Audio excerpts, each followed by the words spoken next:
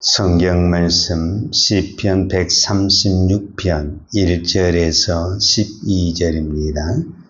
여호와께 감사하라. 그는 선하시며 그 인자하심이 영원하미로다. 신들 중에 뛰어난 하나님께 감사하라. 그 인자하심이 영원하미로다. 주들 중에 뛰어난 주께 감사하라. 그 인자하심이 영원하미로다. 홀로 큰 기이한 일들을 행하신 이에게 감사하라. 그 인자하심이 영원하미로다. 지혜로 하늘을 지으신 이에게 감사하라. 그 인자하심이 영원하미로다. 땅을 무율리에 펴신 이에게 감사하라. 그 인자하심이 영원하미로다. 큰 빛들을 지으신 이에게 감사하라. 그 인자하심이 영원하미로다. 해로 낮을 주관하게 하신 이에게 감사하라. 그 인자하심이 영원하미로다. 달과 별들로 밤을 주관하신 이에게 감사하라. 그 인자하심이 영원하미로다. 애굽의 장자를 치신 이에게 감사하라. 그 인자하심이 영원하미로다. 이스라엘 그들 중에서 인도하여 내신 이에게 감사하라. 그 인자하심이 영원하미로다. 강한 손과 펴신 팔로 인도하여 내신 이에게 감사하라. 그 인자하심이 영원하미로다. 아멘.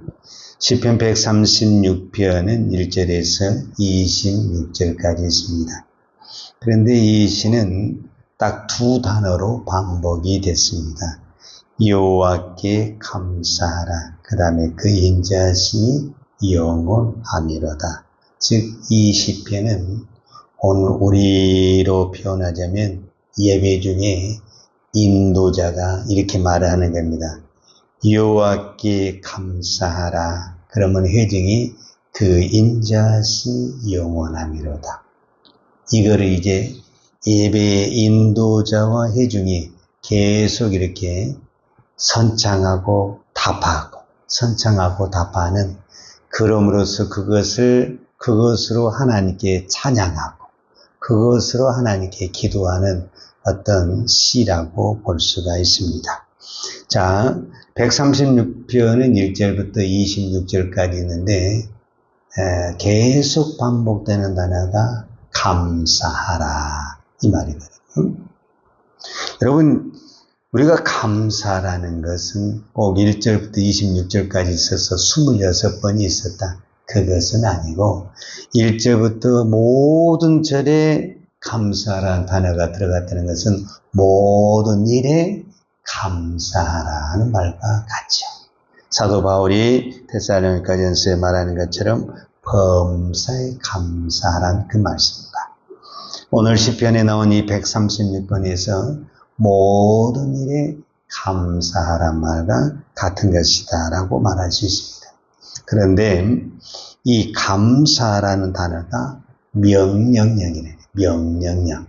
사실 하나님의 모든 말씀은 명령입니다. 내가 들어봐서 내 마음에 들면 순종하고 내 마음에 안 들면 그냥 무시하고, 이것은 하나님의 말씀이 아닙니다. 하나님의 말씀은 내 마음에 들든지 안 들든지 또 내 형편에 맞든지 안 맞든지 그것이 하나님의 말씀이면 우리는 순종해야 되고 따라가야 되는 것입니다. 그래서 특별히 이 136편은 감사라는 단어가 명령형으로 쓰여졌다는 것이 중요합니다. 명령은 상황과 상관없이 무조건 감사해야 된다. 감사하지 않으면 뭐가 된다? 죄가 된다. 그 말이에요. 왜? 하나님의 말씀에 불순종이니까. 여러분, 기도가 죄가 됩니까? 안 됩니까? 즉, 우리가 기도를 안 하는 것이 죄냐? 죄가 아니냐? 세상의 사람들은 감사하지 않는 것, 기도하지 않는 것을 가지고 죄라고 생각하지 않습니다. 그러나 우리는 내가 기도하지 못한 것을 하나님 앞에 죄라고 생각합니다. 마찬가지로 감사하지 않는 것도 죄입니다. 왜 죄냐? 물론 기도는 사무엘상 12장에 보면 사무엘 선지자가 나는 기도하기를 쉬는 죄, 기도하기를 쉬는 것이 죄다 이렇게 말씀하셨거든요. 그래서 우리는 기도하기를 쉬는 것이 죄구나. 이걸 우리가 딱 성경에 이렇게 기록이 되어 있으니까 이거를 받아들이게 되죠. 그런데 감사하지 않는 것이 죄다. 또 이런 말씀은 없거든요. 그래서 형편되면 하지요. 늘 감사하다 하지만은 나도 모르게 불평하고 그러죠. 근데 왜 감사하지 않는 것이 죄냐? 감사를 하지 않으면 감사를 안 하는 것으로 끝나는 것이 아니라 감사를 안 하면 반드시 그 환경에서 불평이 나오고 짜증이 나옵니다. 이스라엘 백성들이 애굽에서 나와서 광야를 지나 가나안을 갈 때 가장 큰 죄가 불평의 죄입니다. 불평은 언제 나옵니까?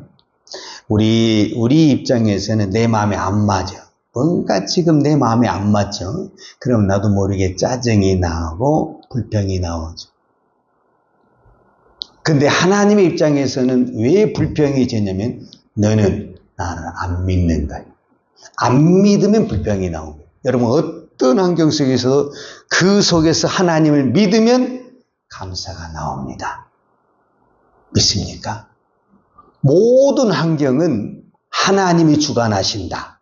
하나님이 통치하신다. 하나님이 다스리신다. 그러면 지금 이 환경도 하나님이 주관하시라고 한다면 하나님을 믿고 감사하는 겁니다. 그러면 감사는 기적이 되고 감사는 축복이 되는 것입니다. 그런데 하나님을 믿지 못하면은 나도 모르게 불평이 나오고 짜증이 나옵니다. 그러니까 이스라엘 백성들이 분명히 말을 했거든요. 내가 너희를 가나안 땅으로 인도한다. 이거를 믿어야 되잖아요. 자, 이거를 믿는다고 한다면 하나님이 광야를 데리고 가든 물속으로 데리고 가든 불속으로 데리고 가든 감사해야죠. 근데 안 된다니까. 저도 이렇게 설교하지만 막상 앞에 가로막에 딱 쳐지면 이거 뭐야? 하나님이 나를 이곳으로 인도해서 그러면서 나도 모르게 불평이 나올 수 있고 짜증이 나오고. 왜냐? 그 환경으로 인해서 우리는 하나님을 믿지 못하는 현상이 나타나게 된다라는 거예요. 그러면은 왜 하나님은 그런 환경으로 인도할까? 아예 성경이 딱 그것을 기록을 했습니다. 어떻게 기록을 했냐면 하나님도 이스라엘 백성들이 애굽에서 나와가지고 광야를 지나서 가나안 땅에 가는 가까운 길, 우리가 흔히 말하는 지름길을 알고 있었다라는 겁니다. 우리가 지름길을 아는데 하나님이 모르겠습니까? 하나님은 더 좋은 길, 지름길을 알고 있어요. 근데 왜 그 지름길, 빨리 갈 수 있고 가까운 길을 알 수가 있는데 왜 뺑뺑 돌아서 가느냐? 그 이유가 뭐냐? 성경에 딱 이렇게 표현을 했습니다. 출애굽기 13장 17절에 보면 바로가 백성을 보낸 후에 블레셋 사람의 땅의 길은 가까울지라도 하나님이 그들이 그 길로 인도하지 아니하셨으니 이는 하나님의 말씀하시기를 이 백성이 전쟁을 하게 되면 마음을 돌이켜 애굽으로 돌아갈까 하셨습니다. 그러니까 분명히 가까운 길, 좋은 길이 있음에도 불구하고 하나님이 일부러 돌려서 갔다라는 거예요. 그럼 왜 그러냐? 분명히 거기서 안 좋은 일을 만나거나 전쟁이 일어나게 되면은 이 백성이 힘들다. 다시 우리 그냥 애굽으로 가버리자. 그럴까 봐서 하나님은 이 백성을 가장 안전하게 가나안까지 인도하고 싶어서 하나님의 길로 인도했다. 이렇게 표현을 하고 있습니다. 그러니까 설령 지금 내가 뺑뺑 돌아가는 것 같아도 그 길이 가장 안전하기 때문에 하나님이 그 길로 인도하신 줄로 믿습니다. 그럼 오늘 이제 주제가 감사라거든요. 이 감사라는 것은 참 좋은 환경에서 감사는 누구나 되죠. 감사는 믿음으로 하는 것입니다. 왜냐? 세상의 사람들도 좋은 환경이 있잖아요. 무슨 일이 잘 되고 있잖아요. 감사합니다. 다 합니다. 그만합니다. 그런데 나쁜 일이 있고 힘든 일이 있으면 감사 안 합니다. 그런데 왜 우리는 감사하냐? 하나님을 믿는 믿음으로 감사하는 것입니다. 그래서 우리가 범사에 감사한다는 것은 믿음이 아니고는 감사를 할 수가 없습니다. 지금 내 형편에 감사할 조건이 아무것도 없습니다. 그럼에도 불구하고 우리가 감사할 수밖에 없는 이유는 하나님을 믿기 때문에 그렇습니다. 이 모든 환경을 만드신 분이 하나님이기 때문에 그렇습니다. 자, 사도행전 16장에 보게 되면은 바울과 실라가 선교를 하다가 우리가 잘 아는 대로 감옥에 들어갔습니다. 그래서 이 감옥에서 바울과 실라는 무엇을 했냐면 사도행전 16장에 보게 되면은 거기서 하나님 앞에 기도하고 찬양을 했다. 이렇게 표현했습니다. 거기서 기도하고 찬양을 했다라는 것은 감사했다는 말과 같습니다. 자, 그랬을 때 우리가 잘 아는 대로 옥문이 열려졌다. 이렇게 표현을 하잖아요. 저는 이 말씀을 깊이 묵상을 하면서 깨달은 것이 있습니다. 하나님이 사도 바울을 부르신 목적이 뭐냐? 사도 바울의 사명이 뭐냐면은 선교입니다. 선교. 우리가 말한 선교사로 하나님이 바울을 불렀습니다. 그러면 선교사는 어디를 가야 되냐면은 하나님이 구원받을 영혼이 있으면 그것이 아프리카든 절이 섬기는 그런 우상단지든 아니면 설령 감옥이다 할지라도 가야 됩니다. 그래서 감옥은 우리가 봤을 때 감옥이지만은 하나님 편에 봤을 때는 선교지입니다. 그래서 사도 바울은 감옥에 간 것입니다. 남들이 봤을 때는 강제로 사도 바울을 감옥에 있는 것 같지만 하나님이 보시기에는 하나님의 계획은 이 감옥에 구원받을 영혼이 있다. 그래서 내가 누군가를 보내야 되는데 누구를 보낼까? 옥문이 열려놔도, 즉 감옥에 들어가도 기도하고 찬양할 수 있는 그 사람. 그 다음에 옥문이 열려놔도 도망치지 않고 그대로 거기서 찬양하고 기도할 수 있는 그 사람. 왜냐? 이 옥문은 바울을 꺼내기 위해서 옥문이 열린 것이 아닙니다. 이 옥문은 간수를 구원하기 위해서 베푼 하나님의 기적입니다. 그런데 우리는 어떤 환경에서 기적이 일어나면은 나를 위해서 일어난 기적이라고 생각하고 내가 그 기적을 가지고 춤을 추고 자랑하다가 망하게 되는 것입니다.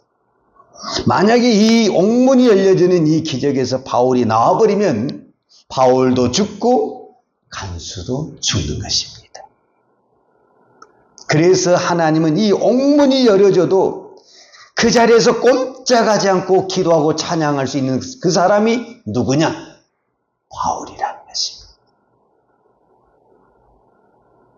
그래야만이 바울도 살고 간수와 간수의 가정이 구원을 받을 수 있는 것입니다. 그래서 하나님이 이 옥문을 열려주는 이 기적은 바울을 꺼내기 위한 기적이 아니라 간수를 구원하기 위한 하나님의 기적이라는 것입니다.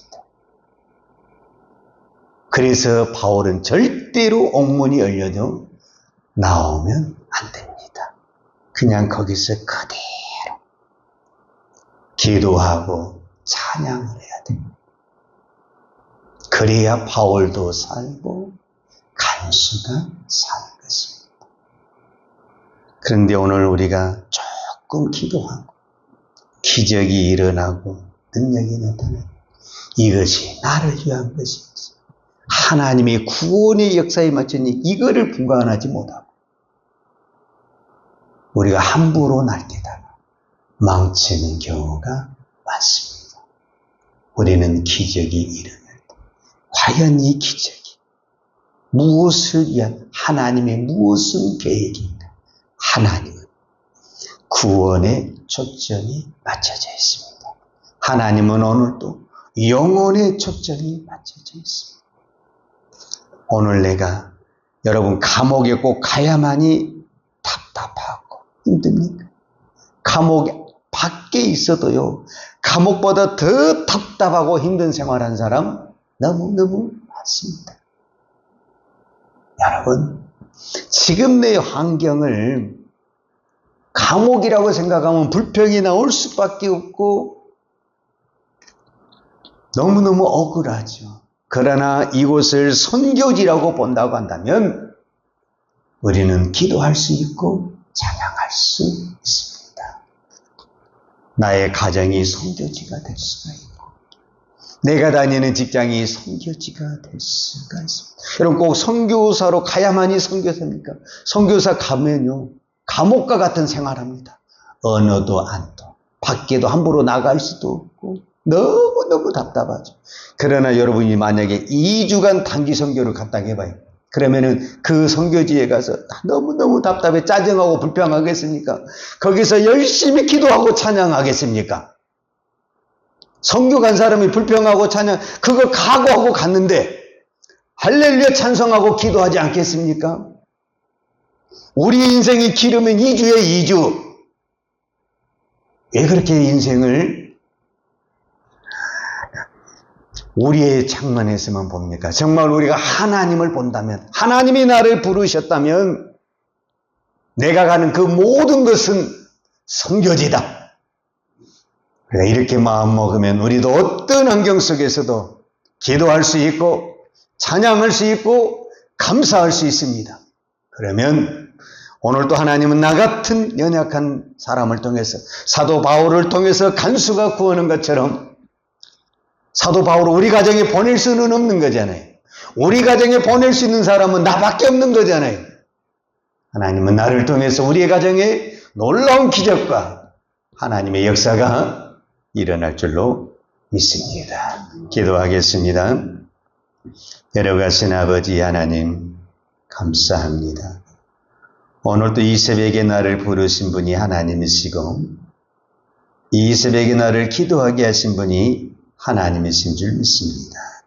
하나님이 이런 환경 속에서도 기도하게 하시고 감사하라고 하시고 예배하게 하신 것은 하나님은 오늘도 부족하지만 나를 통해서 하나님의 계획이 있고 하나님의 구원의 역사가 있는 줄로 믿습니다. 오늘 우리가 그것을 바라볼 수 있는 영적인 믿음, 영적인 눈이 열리게 하여 주시옵소서. 나타나는 현상, 보이는 환경만 보고 불평하고 낙심하고 원망하는 것이 아니라 이 환경 속에 하나님의 놀라운 계획, 누군가는 구원을 받아야 되고 누군가는 살아나야 된다는 하나님의 놀라운 계획을 바라보고 말도 안 되는 이 현상, 이해할 수 없는 이 환경이지만은 이 환경 속에서도 하나님께 기도하고 하나님께 찬양할 수 있는 거룩한 믿음 되게 하여 주옵소서.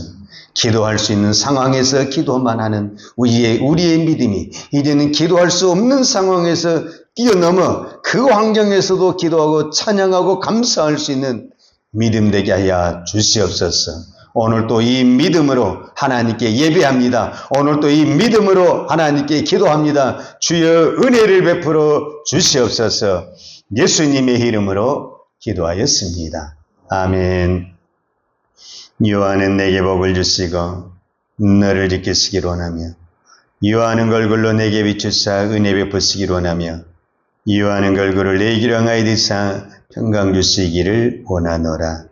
이제는 우리를 구원하여 주신 우리 주 예수 그리스도의 은혜와 아버지 하나님의 그 크신 사랑과 성령님의 풍성한 은혜가 어떤 환경 속에서도 오직 하나님을 믿는 믿음으로 기도하며 찬양하기를 원하는 사랑하는 주의 종들 머리머리 이해와 이 나라의 민족과 한국교회 위에 온 열방에 이 십자가의 복음을 증거하는 선교사님들 이해와 사랑하는 주의 자녀들 머리 위에 이제로부터 영원토록 함께 있을지어다.